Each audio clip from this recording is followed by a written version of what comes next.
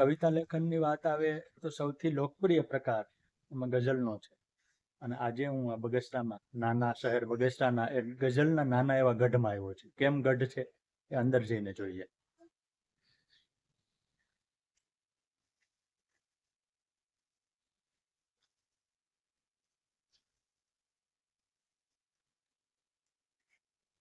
તો આ જગ્યા શા માટે ગઝલનો નાનો એવો ગઢ છે એનો જવાબ આ તમન્ના નામનું સામયિક છે. અને અહીંયા લખ્યું છે કે 73 વર્ષ, એટલે કે 73 વર્ષથી ચાલે છે ને 2025નો અંક છે અને એના પછીના અંકો નીકળ્યા છે. આઝાદી પછી કવિતાનો સૌરાષ્ટ્રમાં વિકાસ શરૂ થયો, એમ ગઝલનો પણ વિકાસ થયો. એટલે અમૃત ઘાયલ લખે છે કે બગસરા જેવા નાના ગામમાં કુતુબ આઝાદ ગઝલની મહેફિલો માંડતા હતા. એ મહેફિલો આજે 75 વર્ષે પોણી સદી પછી પણ તમન્ના સ્વરૂપે ચાલ્યું છે. આ તમન્ના છે એ ગુજરાતી ભાષામાં બહુ ઓછા સામયિકો છે કે જે ગઝલને સમર્પિત હોય એ પૈકીનું એક છે. આ અત્યારે હું જે જગ્યાએ છું એ બગસરામાં આવેલું તમન્નાનું કાર્યાલય છે. પાછળ કુતુબ આઝાદના સંગ્રહો છે. શાહબુદ્દીનભાઈ એમના વક્તવ્યમાં વારંવાર જે પંક્તિ બોલે છે કે મિત્રો નહીં પણ પારસમણી છે, આઝાદ મિત્રો એવા મળ્યા જે પારસમણી છે, એ આઝાદ એટલે કુતુબ આઝાદ. એમના જે સંગ્રહો છે એ દેખાય છે. આમાંથી ઘણા ખરા પુસ્તકો છે હવે અપ્રાપ્ય છે. મહેફિલ, નવીમાં, શરણાઈ કાવ્ય સંગ્રહ, લોહીની ખુશ્બુ, હસતા જખમો, પ્રતીક્ષા, અવસર. આ અવસર છે મારી પાસે છે એક. પનઘટ, સવાર, મન્ના મોતી.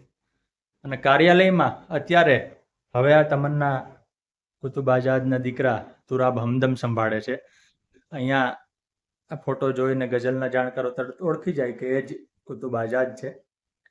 આ એમની સમૃદ્ધ લાઇબ્રેરી છે અને એક નાનું સામયિક કઈ રીતે ચાલતું હોય એ પણ ખબર પડે.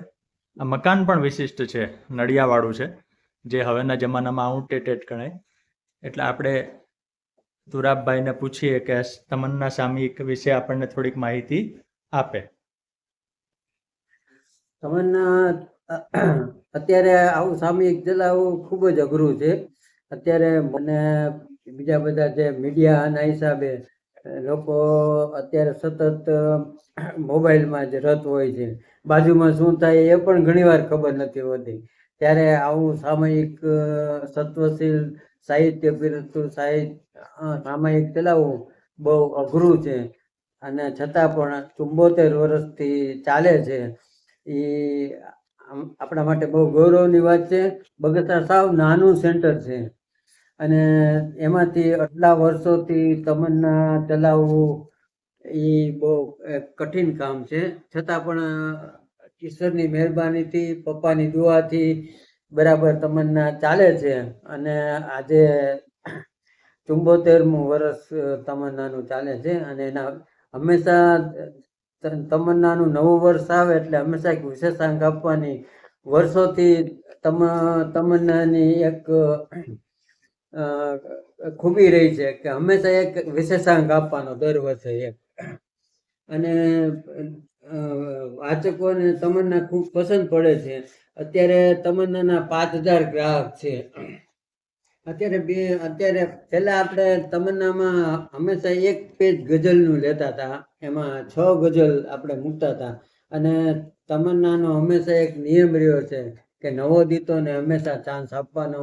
અને નવોદિતો તમન્નાએ ઘણા નવા કવિઓને જન્મ આપ્યો છે એમ કહું તો પણ ચાલે એમ. અને તમન્નાનો એ નિયમ છે કે નવોદિતોનો ચાન્સ આપવો. અત્યારે ગઝલનું પહેલા આપણે એક જ પેજ લેતા હતા, પણ અત્યારે 2 પેજ ગઝલના સમાવેશ કરીએ છીએ. અને એમાં એક પેજમાં 6 ગઝલ અને બીજા પેજમાં 6, કુલ 12 ગઝલ અને એક પપ્પાની ગઝલ, 13 ગઝલ આપણે હંમેશા તમન્નામાં પ્રગટ કરીએ છીએ. અને બીજું બધું સાહિત્ય તો હોય જ છે, સામાજિક, ધાર્મિક અને બધા સાથે બેસીને વાંચી શકે એવું આપણે સાહિત્ય આપણે પીરસીએ છીએ તમન્નામાં. મારા પપ્પા કુતુબભાઈની એક ગઝલ જે મને ખૂબ જ ગમે છે એ આપની સમક્ષ રજૂ કરું છું. એનું શીર્ષક છે દોડવું નથી. કે દોલત મળે કે ના મળે પણ દોડવું નથી. દોલત મળે કે ના મળે પણ દોડવું નથી. હાથે રહીને ઝેર હવે ઘોળવું નથી. ને આ સત્ય કઈ નવું નથી. બિલકુલ નવું નથી. આ સત્ય કઈ નવું નથી, વાહ. બિલકુલ નવું નથી. 2 ગજ કફન સિવાય કઈ લઈ જવું નથી. બરાબર છે. ને માણસ તરીકે જન્મ તો લે છે અહીં બધા, હમ માણસ તરીકે જન્મ તો લે છે અહીં બધા. અફસોસ છે કે કોઈને માણસ થવું નથી. વાહ. ને ગુણદોષ સૌને પારકા જોવાની ટેવ છે. હમ ગુણદોષ હમ. સૌને પારકા જોવાની ટેવ છે. પોતાનું હૃદય કોઈને ઢંઢોળવું નથી. વાહ. ને મસ્જિદ અને મંદિરમાં ઘણી ભીડ થાય છે. હમ મંદિર અને મસ્જિદમાં ઘણી ભીડ થાય છે.